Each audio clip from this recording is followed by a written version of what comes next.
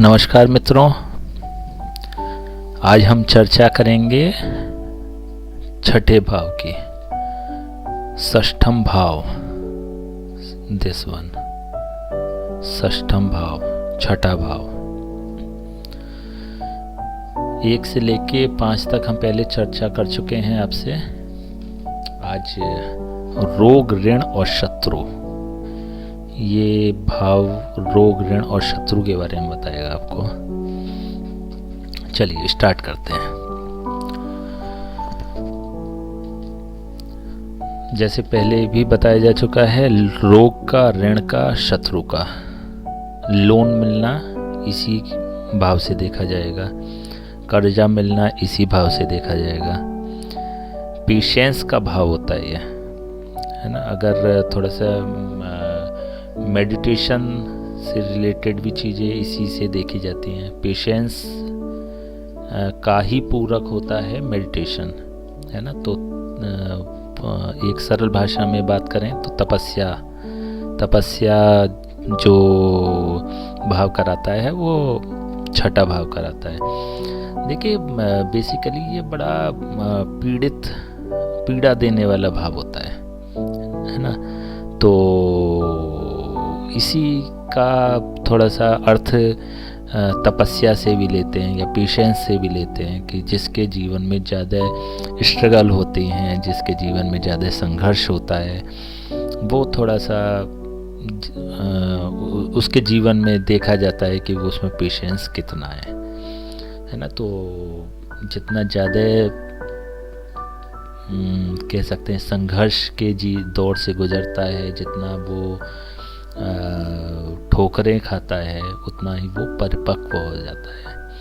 तो जिसमें जितना पेशेंस होगा वो उतना ज़्यादा स्ट्रॉन्ग बनता है। तो बेसिकली ये पीड़ा देने वाला भाव होता है। चोरी की घटनाएं छठे भाव से देखी जाती हैं।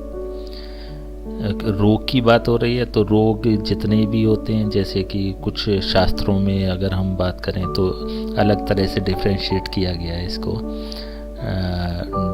डेफिनेशन अलग तरह से दी हुई है। जैसे शरीर में घाव होना, शरीर में निशान बनना, निराशा, दुख, ज्वर मतलब फीवर,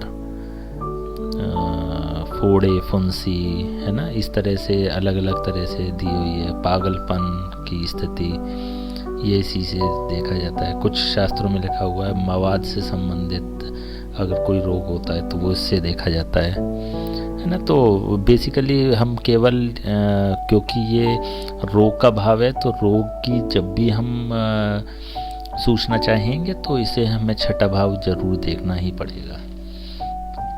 ठीक है। युद्ध से संबंधित, पुराने ज़माने में युद्ध होते थे, आज के ज़माने में लड़ाई झगड़े होते हैं, कोर्ट केस होते हैं। बेसिकली कोर्ट केस तो नहीं कहेंगे, फौजदारी कहेंगे। फौजदारी से संबंधित जो मारपीट की घटनाएं होती हैं वो छठे भाव से ही होती हैं। कंपटीशन का भाव होता है। जो प्रतियोगी परीक्षाएं होती हैं उसमें सफलता मिलेगी या न मिलेगी, ये प्रतिस्पर्धा का भाव होता है। छठे भाव से ही ये डिसाइड करेंगे कि उसे सफलता मिलेगी या नहीं मिलेगी। ठीक है। और कुछ शास्त्रों में बताया गया है कि दान से मिली वस्तुएं छठे भाव से देखी जाती हैं। देखिए, क्योंकि हम कह रहे हैं थोड़ा नेगेटिव भाव होता है, 6, 8 और 12, है ना। तो इन जनरल भी अगर देखा जाए ना, तो दान की वस्तुएं स्वीकार करना एक सांसारिक व्यक्ति के लिए उचित नहीं होता, तो अवॉइड करना चाहिए। दान की वस्तुएं वही स्वीकार करे जो कि उसका ऋण चुकाने में सक्षम हो। ऋण चुकाने से संबंधित क्या है कि दान की वस्तुएं वही स्वीकार करे जो आध्यात्म के क्षेत्र में हो, है ना। अपनी धार्मिक क्रियाकलापों से, गतिविधियों से उसका ऋण चुका सके, तो वो अधिकारी बनता है दान की वस्तुएं लेने का। अदरवाइज ये दान में मिली हुई वस्तुओं का भाव माना जाता है। और ऐसे लोग जो कि सेवा के क्षेत्र में है, क्योंकि सेवा का भाव है, नौकरी का भाव है, पहले भी बताया जा चुका है कि नौकरी का भाव है, कई बार चर्चा हुई है ना, सेवा का भाव है, नौकरी का भाव है। तो ऐसे व्यक्ति जो कि सेवा के क्षेत्र में है, स्पेशली रोगियों की सेवा के क्षेत्र में है, उनके लिए तो बहुत अच्छा काम करता है ना, उनके लिए बड़ा पॉजिटिव भाव माना जाता है। और देखिए, महिलाओं की अगर बात करें ना, तो सौतेली, सौतन बेसिकली सौतन का भाव होता है ये, क्योंकि सौतेली माँ का भाव होता है। सॉरी, महिलाओं की बात करें तो सौतेली माँ का भाव होता है, महिलाओं की नहीं, इन जनरल भी, क्योंकि माँ का छोटी बहन, माँ की छोटी बहन। सौतन जो होती थी ना, पति की दूसरी पत्नी, वो पिछले जब ये लिटरेचर लिखे गए थे तब एक भाव जो होता था छोटी बहन का होता था, है ना। एक बहुत कॉमन सी बात होती थी, एक पुरुष की कई स्त्रियां हों या पत्नियां हों, तो वो एक छोटी बहन के रूप में मानी जाती है। तो सौतन के रूप में भी ये लिया जाता है कि सौतन का भाव, सौतेली माँ का भाव, सौतेली माँ का भाव ये होता है। सौतन का भाव बेसिकली 9th हाउस होगा।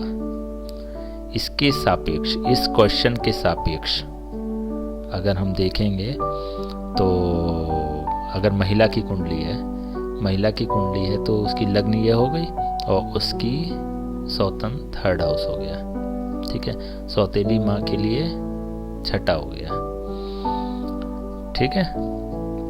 और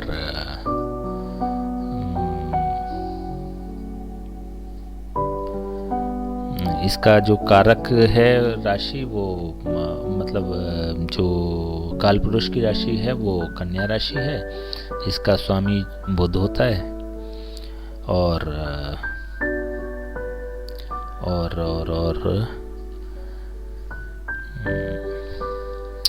कर्मचारियों के लिए ये भाव बड़ा महत्वपूर्ण होता है, क्योंकि जॉब से रिलेटेड ये होता है। तो देखिए, पंचम भाव की अभी लास्ट एपिसोड में बात करी थी, इसलिए चर्चा कर रहा हूँ क्योंकि पंचम भाव पद प्राप्ति का होता है। पद प्राप्ति मतलब हम बार बार बात कर रहे थे कि मंत्री पद मिल जाए, विधायक हो जाए, सांसद हो जाए, राजनीति का कारक होता है, या कोई सामाजिक पद मिल जाए। बेसिकली सामाजिक पद से रिलेटेड तो ये हो गया, लेकिन जहाँ पे पद के बाद पैसा भी मिल रहा है या फिर एज ए जॉब हम डील कर रहे हैं उसको, तो वो सभी जो चीज़ें देखी जाएंगी वो 6ठे भाव से ही देखी जाएगी। अगर 6ठा भाव स्ट्रांग होता है तो वो अधिकारी भी होता है, अधिकारी भी नौकरी कर रहा है ना। तो ये 6ठे भाव से देखा जाएगा, चाहे वो किसी भी क्षेत्र में काम कर रहा हो, सेवक की भूमिका में है तो 6ठा भाव है, और सामाजिक पद है तो पंचम भाव है, ठीक है। तो इसको थोड़ा सा अंतर लेके चलिएगा। चलिए, पालतू जानवरों का, छोटे जो मवेशी मतलब हो गया, बकरी हो गई, छोटे मवेशी, है ना। गाय भैंस तो इससे देखते हैं, है ना। छोटे मवेशी, बकरी वगैरह का जो होता है, या पालतू जानवर होते हैं, बिल्ली, डॉगी किसी ने पाला हुआ है तो वो 6ठे भाव से देखा जाता है। किराएदार जो होते हैं वो 6ठे भाव से देखे जाते हैं, ठीक है। खेत अगर किसी ने पट्टे पे चढ़ाया हुआ है तो 6ठे भाव से देखा जाएगा, ठीक है। और कंपटीशन का हो ही गया, कंपटीशन में कितना फाइट करेगा, कोई व्यवधान तो नहीं है, कोई प्रॉब्लम्स तो नहीं है, कोई प्रतिस्पर्धा कितनी है, इसको 6ठा भाव दिखाई देगा। अंधविश्वास को भी दिखाता है ये, जादू टोनों को दिखाता है, जो लोग काला जादू ये सब इसमें विश्वास रखते हैं वो 6ठा भाव दिखाता है ना। अंधविश्वास बेसिकली, है ना। और आंतरिक शक्ति आपकी कितनी स्ट्रांग है, जैसे पेशेंस की बात करी थी, वही आंतरिक शक्ति उसको 6ठा भाव ही दिखाता है। डॉक्टर्स की कुंडली में बड़ा रोल प्ले करता है ये, क्योंकि ये रोग का भाव हो गया, प्रोफेशन का भाव भी हो गया, तो बहुत ज़्यादा स्ट्रांग होता है ना ये, जब संबंध बहुत अच्छा हो जाता है इसका, या बहुत अच्छी पोजीशन में जब ये आ जाता है तो डॉक्टर्स भी बनाता है ना। तो जब डॉक्टर्स की बात करेंगे तो इसमें विस्तृत चर्चा करेंगे, लेकिन अभी इस लेवल पे आप ये समझिए कि छठा भाव रोगी को जीवन देने के लिए बड़ा महत्वपूर्ण होता है, जो डॉक्टर की भूमिका रहती है। और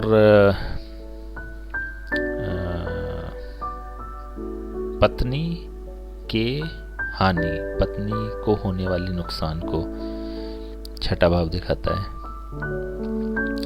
और फादर के लिए बड़ा अच्छा होता है ये, फादर का 9th हाउस होता है। फादर के सापेक्ष अगर देखते हैं इस कुंडली को, तो इस भाव को हमें लग्न मानना पड़ेगा। पिछले एपिसोड में चर्चा करी थी, बड़ी विस्तृत चर्चा हुई थी इस बारे में। फादर के बारे में सूचना चाहिए होगी तो 10th हाउस को हमें लग्न मानते हुए जब इसको गिनेंगे 1 2 3 4 5 6 7 8 9 भाग्य स्थान, पिता का भाग्य स्थान है। तो पिता के बारे में बड़े क्लियर सूचना दे देता है ये। पिता का नाम कैसा होगा, प्रसिद्धि कैसी होगी, उनका करियर कैसा होगा, व्यवसाय कैसा होगा, ठीक है, ये सारी चीज़ें ये सूचनाएं देता है ना। 10th हाउस आपके कर्म क्षेत्र का भी होता है, तो कर्म क्षेत्र का भी ये भाग्य हो गया।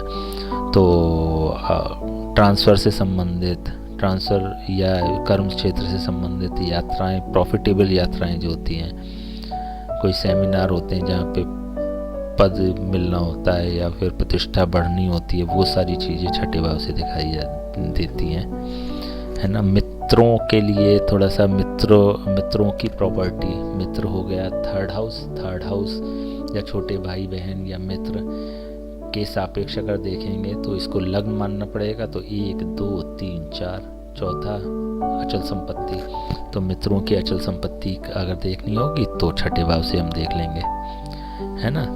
तो क्लियर है, मतलब बहुत कंफ्यूजिंग नहीं है, क्योंकि कई सारी क्लास आप कर चुके हैं, 5-6 क्लास पहले कर चुके हैं, 7वीं क्लास है ये भावों को लेके।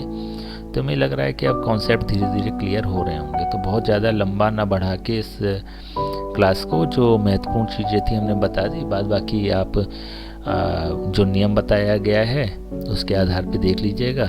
जिस भी भाव को आपको देखना है उसके सापेक्ष उसको लग्न मान के, और ये वाला आप देख सकते हैं। अब जैसे भाग्य की बात करें तो भाग्य को लग्न मानना पड़ेगा, तो भाग्य के सापेक्ष अगर देखें तो 7 8 9 10, ठीक सामने वाला 7वां भाव होता है। थोड़ा इजी होते है कैलकुलेट करना, तो 7 8 9 10 तो भाग्य का कर्म क्षेत्र हो गया।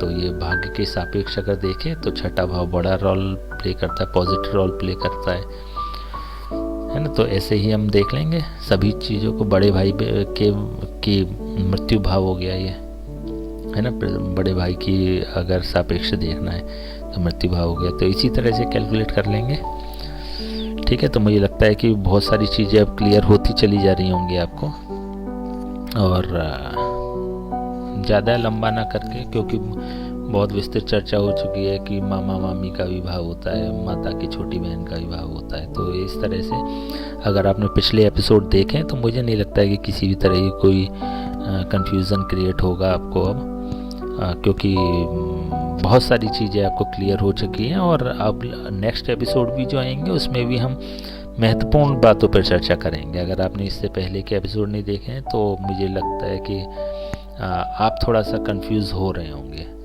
तो ज़्यादा अच्छा है कि इससे पहले की जो 6 एपिसोड हैं वो ज़रूर आप देखें, जिससे कि चीज़ें क्लियर होंगी, ठीक है। तो चलिए इस क्लास को यहीं विश्राम देते हैं। नमस्कार।